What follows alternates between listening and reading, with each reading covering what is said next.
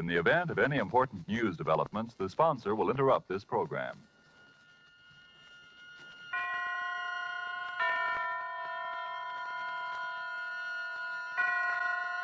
Roma Wines present Suspense. Roma Wines, made in California for enjoyment throughout the world. Salud. Your health, senor. Roma Wines toast the world.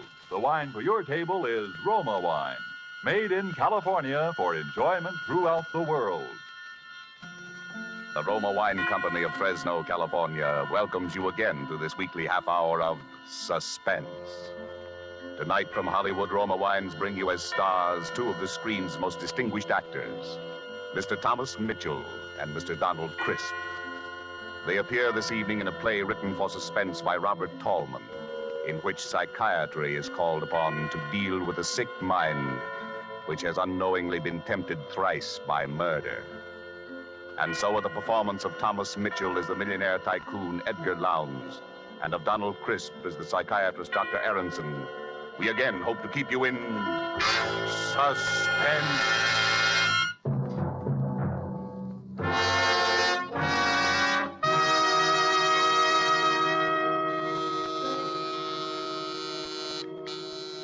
Yes? There's Mr. Edgar Lowndes here to see you, Dr. Aronson. Lowndes? Edgar Lowndes? When did we get him for patient? I think you'd better talk to him, Doctor. Yes, and I think he'd have to go through the usual routine. I don't go through usual routines. I'm Edgar Lowndes. I dare say you've heard the name before, Doctor. Well, who hasn't? Edgar Lowndes, the railroad magnate. Sit down, sir. Thank you. Well, I'm a man of a few words, Doctor. Frankly, I'm at my wit's end. Why, if my business associates had any idea I was consulting a psychoanalyst, I'd be laughed off the floor of the stock exchange. But we'll never mind that. It's these headaches, Doctor, I've been having. And aspirin, codeine, nothing seems to help. How long has this been going on? Little over a month. Since the death of my wife, in fact. We were very attached, you know. Very attached. Her death was a shock to you? No, I wouldn't say a shock precisely. She'd been an invalid for years. Bad heart. Wasn't so much what happened the night she died, but the way it happened. Oh, but why shoot off my mouth to you about it? I've told the story 1,000 times till everybody's sick of hearing it.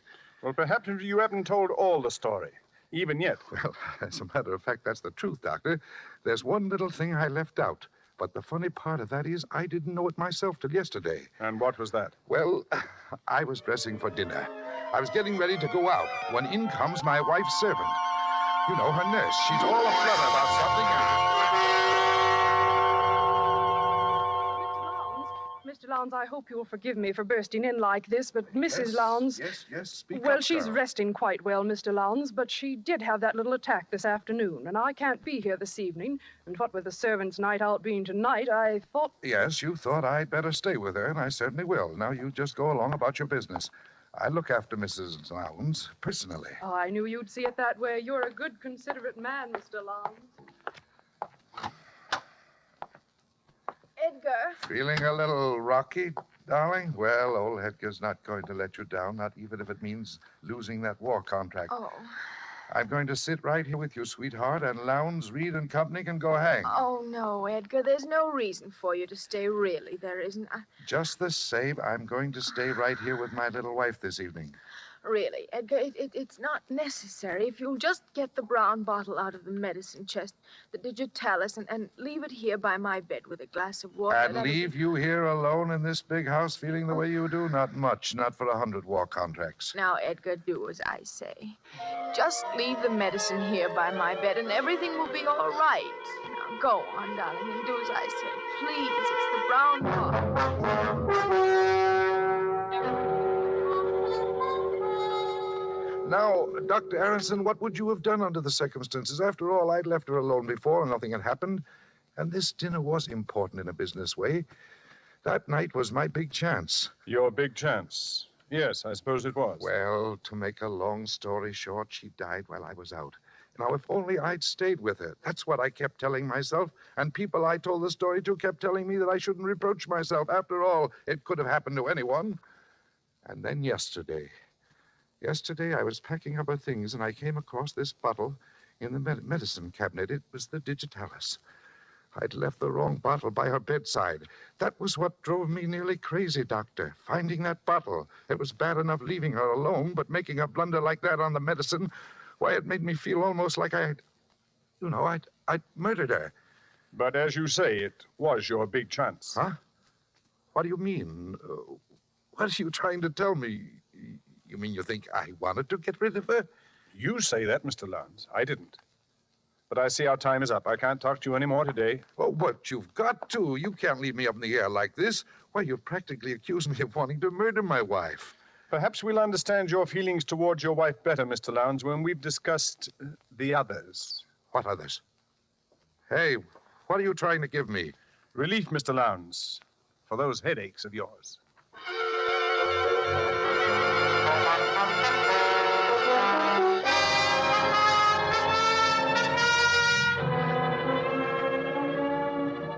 Tonight, for Suspense, Roma Wines are bringing you as stars Mr. Thomas Mitchell and Mr. Donald Crisp, whom you have heard in the first act of Case History on Edgar Lowndes. Tonight's tale of Suspense.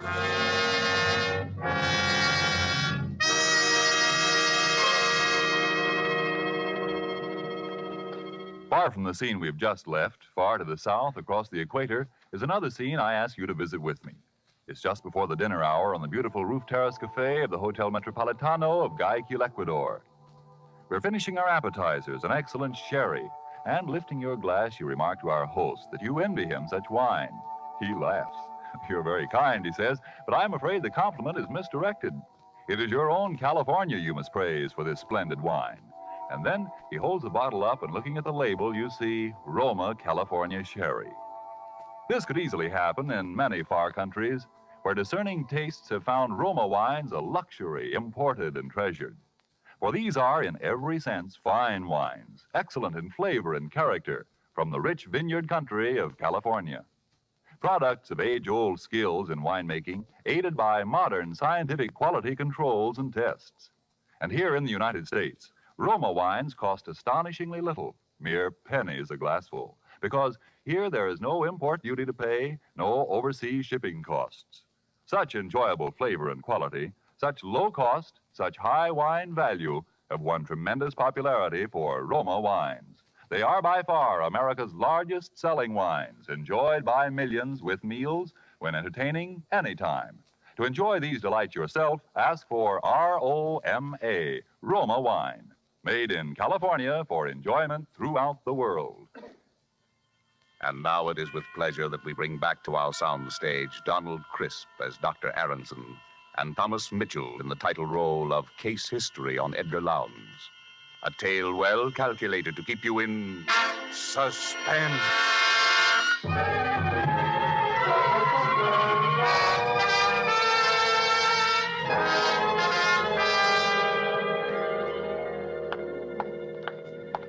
He's outside now, Doctor. Here are your notes on the case.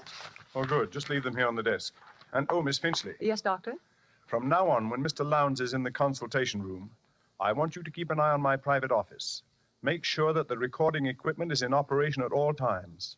I want a record of every word he says in his own voice. Is this a criminal case, Dr. Aronson? I don't know yet. But hadn't you ought to... I'm sorry, Doctor. You can let him come now, if you will, Miss Finchley. Yes, Dr. Aronson. The doctor will see you now, Mr. Lowndes. Thank you. Well. Here I am again. Surprised to see me? How are the headaches, Mr. Lowndes? Well, sir, they evaporated just like that. I slept like a top. Don't know how you did it, but you've sold me on this psychiatry deal. So I thought while we were at it, Doctor, I might as well straighten out a couple of other little things that have been worrying me. I rather thought there were others. Now, listen, Doctor, don't start talking in riddles again. Maybe you were right. Maybe I did want my wife to die. Unconsciously, of course. Well, why not? She'd been an invalid for years, always complaining, never really getting anything out of life. Yes, sir. After I left your office yesterday, I thought the whole thing over, and I said to myself, Edgar Lowndes, you look at this thing squarely. Maybe you killed her. Maybe leaving the wrong medicine by her bed that night was not so much of an accident as you think it was. So what? You did her a favor. You did yourself a favor. She never really loved you anyway. If Jim Bascom... Who's Jim Bascom? Why, he died in a railroad accident. We were brakemen together on the old Nickel Plate Road. Jim and me were like twins. Roomed together, worked together, liked the same thing, even fell in love with the same girl. Why, I remember the night it happened. We were leaving on the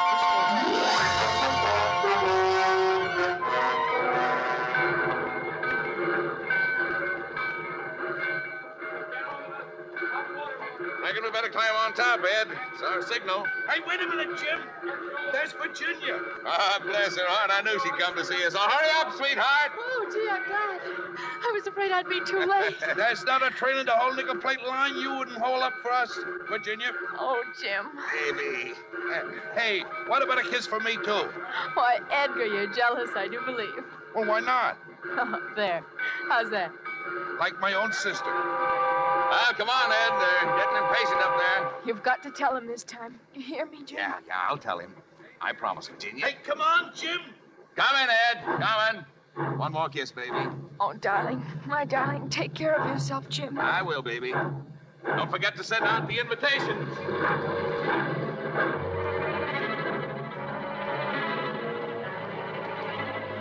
I knew when I saw him kiss her like that, it was all up for me with Virginia. Jim told me when we were crossing the divide. He and Virginia were going to be married the minute they got back to Milwaukee. We were carrying an extra heavy load that haul, and when we started down the pass... Ed, for the Lord's sake, watch me close. Don't turn your wheel till you see me turn mine.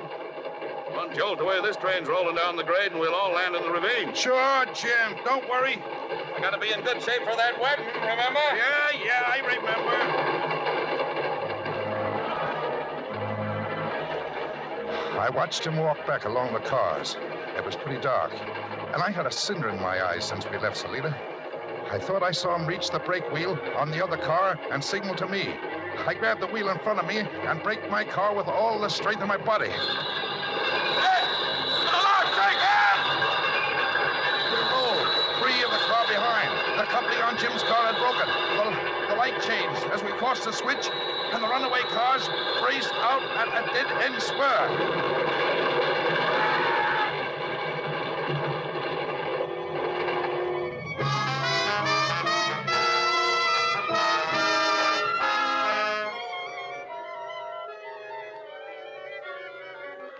I saw Jim's body jolt free of the splintering car and hurtle out over the gorge. Just then we plunged into a tunnel. I never found Jim's body.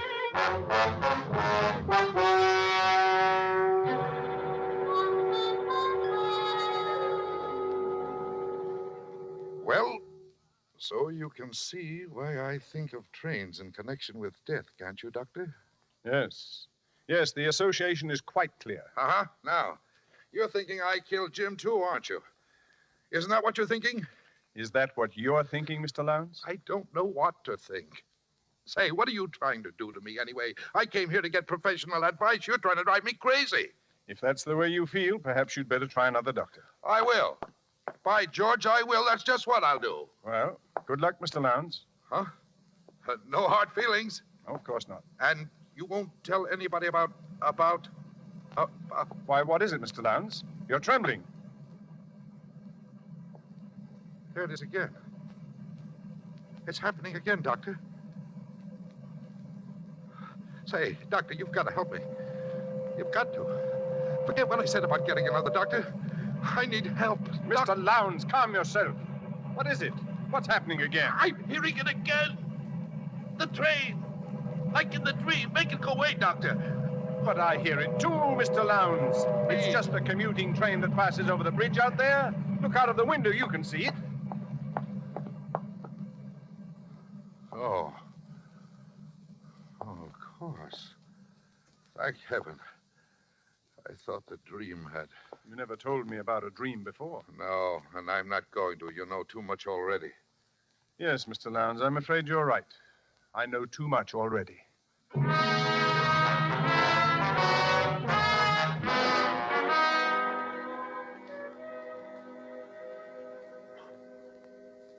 And I have kept a complete record of each interview with this patient by means of a recording machine concealed in my private office. There is no doubt that the patient has twice committed murder unconsciously, and on the day the patient stopped the analysis, he exhibited hysterical symptoms which were brought on by the sound of a railroad train. Yes, go on from there, Miss Finchley. New paragraph. The train is a death symbol for this man and appears to be the subject of a recurrent dream. The danger of the present situation lies in the fact that the patient's unconscious impulses have been brought to the surface without being rationalized. There is, in my opinion, a positive danger that the patient, in his present condition, may commit one or even more conscious murders, particularly should he take it into his head to board a railroad train.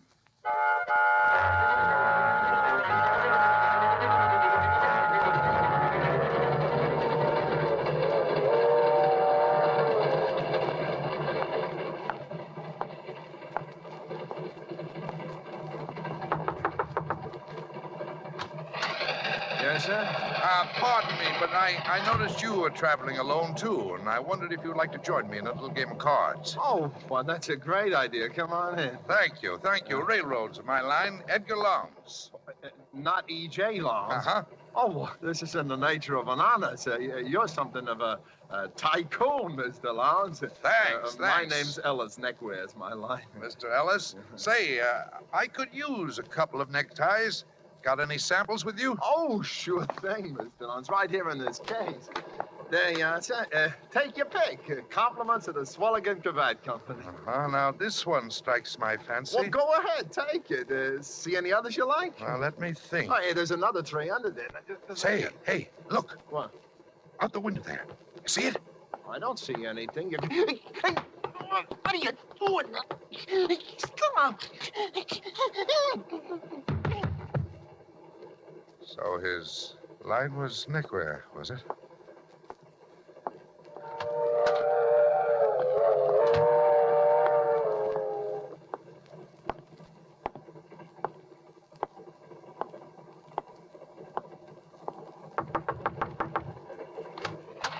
Yes, sir. Pardon me. But I noticed you were traveling alone, sir, and I wondered if you'd like to join me in a little game of cards. Oh, that's a good idea. Come in. My name's Jenkins. Cutlery's my line. Knives, scissors, and surgical instruments. What's your line?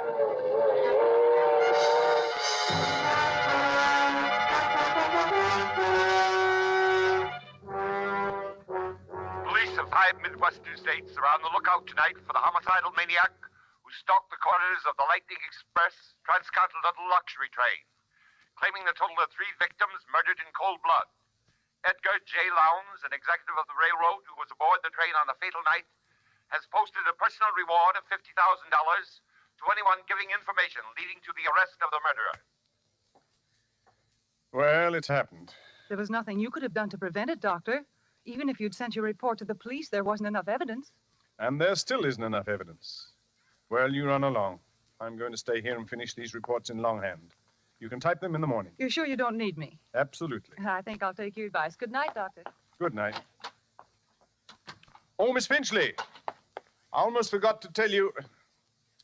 Oh, she's gone. What a nuisance. Talking to yourself, Doctor? Lowndes. How did you get in here? The door was unlocked. Would you rather I'd come back during office hours? Why, yes. I'd rather you did, Mr. Lowndes. Was it very urgent? It's the headaches, Doctor. They've come back. It started again about a week ago. Well, that's after what happened on the train. Doctor, tell me the truth. Did I commit those murders, or didn't I? You're the only one who knows the answer to that. Something to do with the dream, I think. Oh, yes, the dream. We were getting around to that when you left here the last time. Now, tell me about it. Well, I hear the sound of the train, and I'm sitting there beside someone, a stranger, I think. He's wearing a checked waistcoat, and there's a heavy gold watch chain with an elk's tooth suspended from it, like the one my father used to wear when I was a child in Wisconsin. Tell me something about your father. He died when I was quite young. He'd been an invalid, Doctor, ever since I could remember. He used to sit in an armchair, in a wheelchair it was, really, in front of the parlor window. He looked out into the street hour after hour. Sometimes, when I came running into the house, he'd put out his cane and trip me, and I hated him for that. At one time, Doctor, I think I was about 8 or 9 years old at the time. Edgar? Edgar, come in here this instant. Your father wants to talk to you. Oh, heck, Mother, I was gonna get up a ball game. Now, the ball game can wait. You come along with me. Can I ever have any fun, Mother? Can I? Hush up. Here he is, Jonathan. Come closer, boy. Won't ever look at you. Yes, Father? Just as I thought. Grass stains all over the new suit I bought for you, huh? Where? There, and there, and there, and there, and there, there.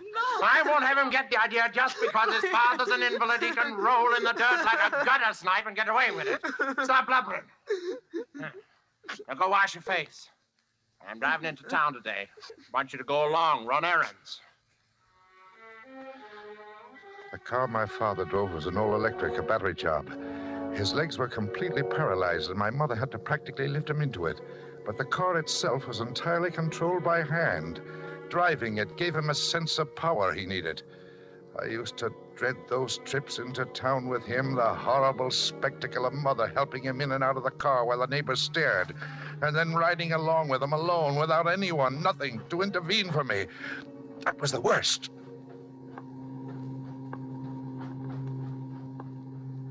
Well, speak up, boy. Why don't you say something? Cat got your tongue? No, sir. I don't know why I had to raise a boy like you. You don't even keep me company on these trips into town. Poor helpless invalid, your own father. I'm sorry, sir. You're sorry. I think I'll give you another caning when we get home, just to make good and sure you're sorry, huh? What do you say to that? Oh, bother. Now look what's happened. Stalled. Battery's run down again. Get out and open the hood in the back, boy. You see a switch there. Turn it to the left where it says reserve battery. Hurry up. We're stopped right on the railroad track. Turn the switch to the left where it says reserve battery. Yes. Hurry up. There's a train be along here any minute. Oh, yes, Father. Don't just stand there looking stupid. Go and turn the switch, as I told you. What's the matter with you? Have you gone crazy? Don't you hear the train coming, Edgar? Edgar, you want your father to be killed? I can't get out of here by myself, Edgar. Now, please do as I say. No, the train can kill you for all I care. I'm going back home. Son, don't you understand what you're doing? You're murdering your own father. Now, this is murder. Murder, I tell you, murder. Murder. Murder.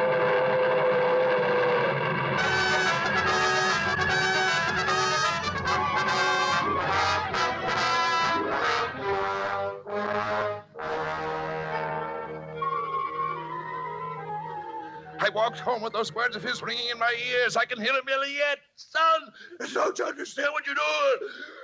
You're murdering your own father. Murder! It's murder, I tell you! It's murder! Murder! But I never felt a qualm. Those words were like sweet music to me, Doctor. Well, that's the end of the story. But it's only the beginning. When I walked into this office for the first time, I was a man suffering from headaches, seemingly brought on by grief over the death of a loved one. Now I see myself as a man who murdered his father, his best friend, and his wife, who must kill and kill again, because every time I kill, I'm killing him, my father, whom I hated beyond all comprehension, and for whom one death agony was not enough. Now that you know all about these things, my dear doctor, I'm afraid that you'll have to be the next on my list. Put that gun away, Edgar. You don't really want to kill me. I'd be a fool if I didn't. Well, the headaches will come back, Edgar. There'll be no one here to cure them. They won't come back. You showed me what caused them, didn't you, Doctor? You'll have worse things than headaches. You'll begin to hear things. You'll have delusions. You'll think you can hear a train passing outside at this very moment, don't you? But if you look out of the window, you'll see there's no train there at all. You won't trick me into turning my back. Come out from behind that desk. Keep your hands up high. That's it. Now then. What was that? Don't you understand what you're doing? Where's that voice coming from? You're murdering your own father. There it is again. It's murder, I tell you. Murder! Stop it. Murder! Stop it. Murder! Stop it. I hear no voice. Stop it! I can't stand it. I'll kill myself. Then give me the gun, Edgar. Please, Doctor, make it stop. Take it away. Only here. Make it stop. That's enough, Miss Finchley. Shut it off. Are you all right, Dr. Aronson? Yes, thank you.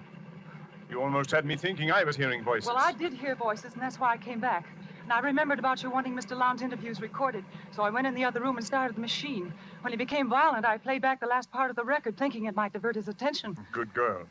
We've got all the evidence we need now to put Mr. Lowndes where he can't do any more harm. You may have evidence, but you haven't got me, and you won't get me alive. Doctor, X in the window! Stop him! Sorry, Doctor, I can't wait. I've got to catch a train. Hey, Jim, wait for me!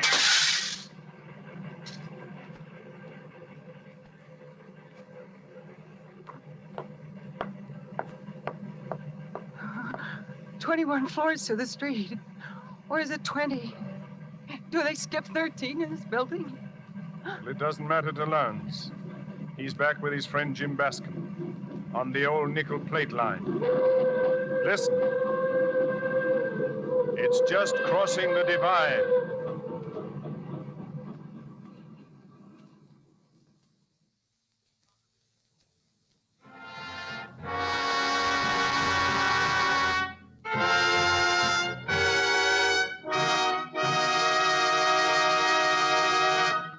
And so closes Case History on Edgar Lowndes, starring Thomas Mitchell and Donald Crisp. Tonight's tale of Suspense. Suspense is produced and directed by William Spear.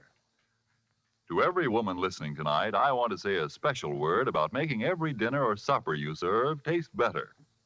I want to urge you to start serving Roma wine with your meals. It's simple, the cost is very, very little, and it works magic in making food more enjoyable. You can serve Roma wine with any meal or any time in any kind of glass you wish. Serve it chilled. Try different kinds of Roma wine until you find those you enjoy most of all. Try hearty red Roma California Burgundy or the delicately delicious Roma California Sauterne. The cost is mere pennies a glassful, but you'll find even a pickup supper tastes like a banquet. Get Roma wines today, and if your dealer is temporarily out of them, please try again soon. Just ask for R-O-M-A, Roma Wines, America's largest selling wines, made in California for enjoyment throughout the world. This is Donald Crisp. I'm sure I speak for both Mr. Mitchell and myself in saying how much we've enjoyed appearing this evening as the guests of Suspense, which I'm sure must be one of your favorite programs, as it is one of ours. Next week's stars of Suspense will be Geraldine Fitzgerald and Richard Wolff, who appear in one of the most extraordinary stories by that most extraordinary writer, James Thurber. Thomas Mitchell will next be seen in the 20th Century Fox production of Wilson. Donald Crisp will be seen in the coming Metro-Goldwyn-Mayer production National Velvet. Next Monday, same time, you will hear Geraldine Fitzgerald and Richard Wolff in Suspense. Presented by Roma Wines, R-O-M-A, made in California for enjoyment throughout the world. The following message from our United States Treasury is brought to you by Roma Wines. The invasion is on, the biggest in history, and it needs backing that is equally big. So back the attack. Buy war bonds. Buy more than before.